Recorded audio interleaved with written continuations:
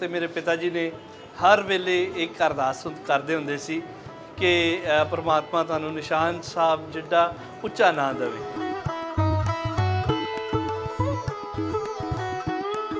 ਅਸੀਂ ਅਨਪੜ੍ਹ ਸੀ ਨਾ, ਮੈਂ ਲੋਕਾਂ ਦਾ ਕੰਮ ਕਰਦੀ ਸੀ, ਲੋਕਾਂ ਦਾ ਗੋਏ ਪਾਤੀ ਸੀ, ਪਰ ਮੈਂ ਆਖਿਆ ਕਿ ਮੇਰੇ ਬੱਚੇ ਪੜ੍ਹੇ, ਕਿਤੇ ਸਾਡਾ ਨਿਸ਼ਾਨ ਬਣੇ ਪਾਕਿਸਤਾਨ ਵਿੱਚ। ਨੇ ਪਾਕਿਸਤਾਨ ਤੋਂ ਪਹਿਲਾ ਸਿੱਖ ਸਰਦਾਰ ਜਿਹੜਾ ਹੈ ਉਹ PhD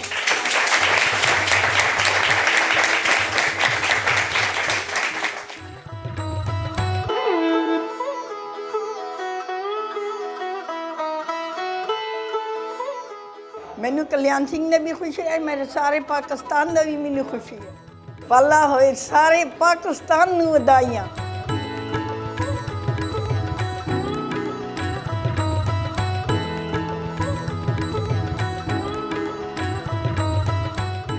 तो मैं इतनी ज़्यादा मुतासर कि माँ जी पता नहीं पिछले 50-60 साल तो बिरला नाला गुरुद्वारा सब में लंगर पकाते सो इन्हें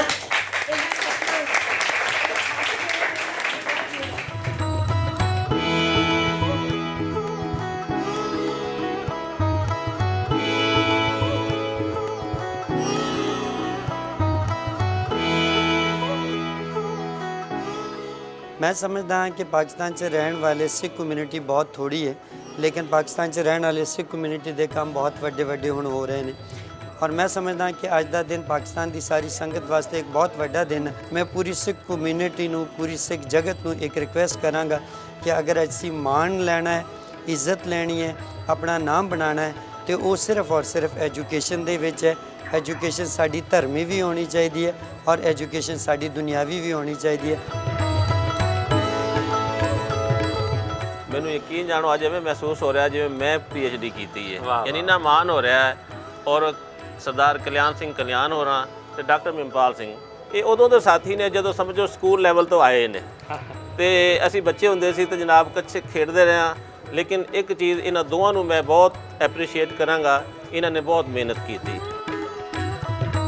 ਘਰ ਦੇ ਵਿੱਚ ਉਹ ਇੱਕ ਪਿਓ ਵੀ ਹੈ ਤੇ ਭੈਣ ਦਾ ਇੱਕ ਭਰਾ ਵੀ ਹੈ, ਕਿਉਂਕਿ ਉਹਦੀ ਵਜ੍ਹਾ ਨਾਲ ਹੀ ਮੈਂ ਅੱਜ ਅਗਰ ਮੈਂ ਪੜ੍ਹਾਈ ਦੇ ਵਿੱਚ ਇੰਨੀ ਅੱਗੇ ਆਈ ਹਾਂ ਤੇ ਕਲਿਆਣ ਦੀ ਵਜ੍ਹਾ ਨਾਲ ਹੀ ਆਈ ਹਾਂ ਕਿ ਉਹ ਮੈਨੂੰ ਚਾਹੁੰਦਾ ਸੀ ਕਿ ਉਹਦੀ ਭੈਣ ਜਾਂ ਉਹਨਾਂ ਦੇ ਫੈਮਿਲੀ ਵਾਲੇ ਸਾਰੇ ਅੱਗੇ ਪੜ੍ਹਨ।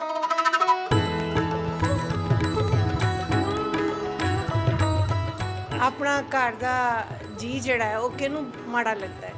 ਕਲਿਆਣ ਸਾਡਾ ਘਰ ਦਾ ਜੀ ਹੈ, ਇਸ ਧਰਤੀ ਦਾ ਪੁੱਤਰ ਹੈ, ਪਾਕਿਸਤਾਨ ਦਾ ਪੁੱਤਰ ਹੈ, ਪੰਜਾਬ ਦਾ ਪੁੱਤਰ ਹੈ, ਸੋ ਸਾਨੂੰ ਉਹਦੇ 'ਤੇ ਮਾਣ ਹੈ।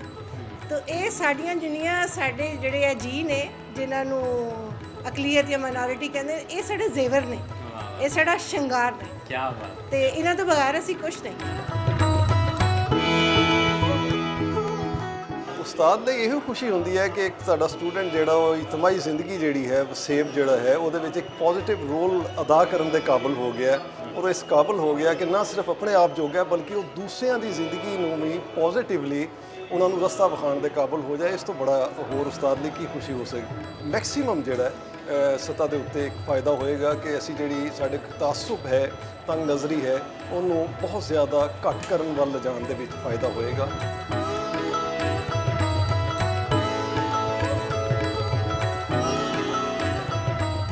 बिल्कुल जी, बहुत बड़ा मान है साढ़े लिए। पहली गल तो यह है कि सानू इस चीज़ की बहुत खुशी है और मैं ही कल्याण सिंह उन्होंने डिस्कवर किया सी, बल्कि टोलिया सी।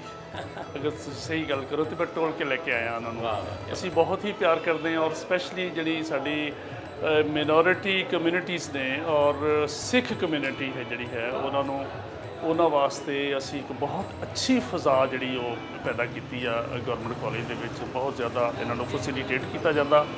देखो जी, प्रोफैसर कल्याण सिंह जोड़े ने वो साड़ी यूनिवर्सिटी वास्ते तो बहुत बड़ा वाधा होया कि एक पढ़िया लिखिया बंदा और जिन्हें PhD की साड़ी प्रोफाइल बेहतर हुई आ, साढ़े स्टूडेंट इस तो फायदा उठाएंगे और अगे मजीद रिसर्च कल्चर जोड़ा है प्रमोट होएगा, स्पैशली पंजाबी के हवाले नाल।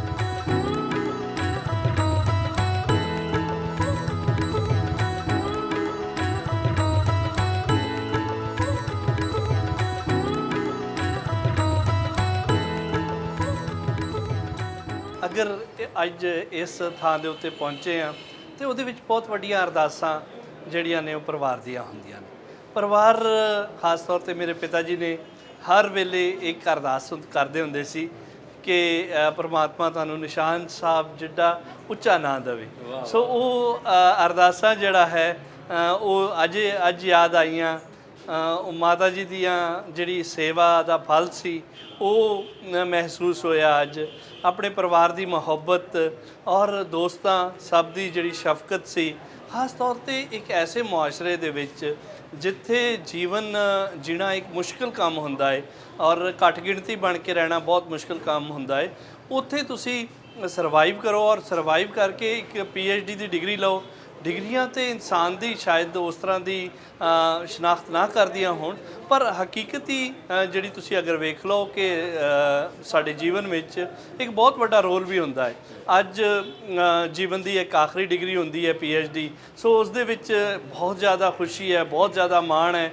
ਪਰ ਇਸ ਮਾਣ ਨੂੰ ਨਾ ਅਗਰ ਵੇਖਿਆ ਜਾਏ ਕਿ ਮੇਰੇ ਮਾਤਾ ਪਿਤਾ ਨੇ ਕਿਵੇਂ ਦੀ ਮਿਹਨਤ ਕੀਤੀ ਹੈ, ਉਹ ਸਾਰਾ ਕੁਝ ਜਿਹੜਾ ਹੈ ਉਹ ਉਹਨਾਂ ਤੇ ਕੁਰਬਾਨ ਕਰਨ ਨੂੰ ਦਿਲ ਕਰਦਾ ਹੈ। ਖੁਆਇਸ਼ ਹੈ ਦਿਲ ਦੇ ਵਿੱਚ ਕਿ ਅਸੀਂ ਵੀ ਸਾਡੇ ਮੇਰੇ ਕੁਝ ਉਸਤਾਦ ਸਾਹਿਬ ਨੇ, ਕੁਝ ਪਾਕਿਸਤਾਨ ਦੇ ਵਿੱਚ ਕੁਝ ਲੋਕਾਂ ਨੇ ਪੋਸਟ ਡੌਕ ਕੀਤਾ ਹੋਇਆ ਅਮਰੀਕਾ ਤੋਂ, ਤੇ ਮੈਂ ਵੀ ਕੋਸ਼ਿਸ਼ ਕਰਾਂਗਾ ਇੱਕ ਵਾਰੀ ਕਿ ਅਮਰੀਕਾ ਤੋਂ ਪੋਸਟ ਡੌਕ ਕਰਾਂਗਾ।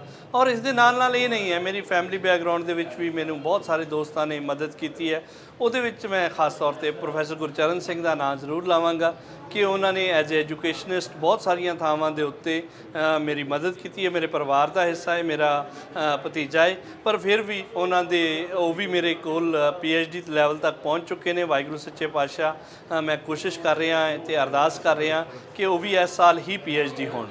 ਨਸਾਬ ਦੇ ਵਿੱਚ ਹੇਟ ਸਪੀਚ ਵੀ ਹੈ, ਲੋਕਾਂ ਦੇ ਦਿਲਾਂ ਦੇ ਵਿੱਚ 47 ਦਾ ਗੁਬਾਰ ਵੀ ਹੈ। ਉਮੀਦ ਕਰਦਾ ਵਾਂ, ਆਸ ਕਰਦਾ ਵਾਂ ਕਿ ਪ੍ਰੋਫੈਸਰ ਕਲਿਆਣ ਸਿੰਘ ਕਲਿਆਣ ਅੱਜ ਜਿਹੜਾ ਮਰਹਲਾ ਇੱਕ ਕੰਪਲੀਟ ਕਰ ਚੁੱਕੇ ਨੇ, ਇਸ ਮਰਹਲੇ ਤੋਂ ਬਾਅਦ ਉਹ ਜਿਹੜਾ ਨਸਾਬ ਦੇ ਵਿੱਚ ਇੱਕ ਹੇਟ ਸਪੀਚ ਹੈ ਉਹ ਵੀ ਖਤਮ ਹੋਏਗੀ। ਨਾਲ ਦੇ ਨਾਲ ਜੋ ਬਾਬਾ ਗੁਰੂ ਨਾਨਕ ਯੂਨੀਵਰਸਿਟੀ ਸਾਡੇ ਵਾਸਤੇ ਆ ਰਹੀ ਹੈ ਉਹਦੇ 'ਚ ਆਸਾਨੀ ਹੋਏਗੀ। ਜੋ ਸਾਡੀ ਇੱਕ ਪੀੜ੍ਹੀ ਪਿੱਛੇ ਖਲੋਤੀ ਹੈ, ਕਿਉਂਕਿ ਮੈਂ ਸਮਝਦਾ ਸਿੱਖ ਜਿਹੜੇ ਪਾਕਿਸਤਾਨ ਦੇ ਵਿੱਚ ਰਹਿੰਦੇ ਨੇ ਉਹਨਾਂ ਦਾ ਇੱਕ ਬਹੁਤ ਵੱਡਾ ਮਸਲਾ ਜਿਹੜਾ ਸੀ ਉਹ ਲੈਂਗੁਏਜ, ਜ਼ਬਾਨ, ਭਾਸ਼ਾ ਦਾ ਵੀ ਸੀ, ਕਿਉਂਕਿ ਉਹ ਬਹੁਤ ਸਾਰੀ ਗਿਣਤੀ ਜਿਹੜੀ ਸੀ ਉਹ ਪਸ਼ਤੋ ਜਾਂ ਆਪਾਂ ਕਹਿ ਸਕਦੇ ਕਿ ਫਾਟਾ ਏਰੀਆ ਦੇ ਜਿਹੜੇ ਲੋਕ ਰਹਿ ਚੁੱਕੇ ਸਨ।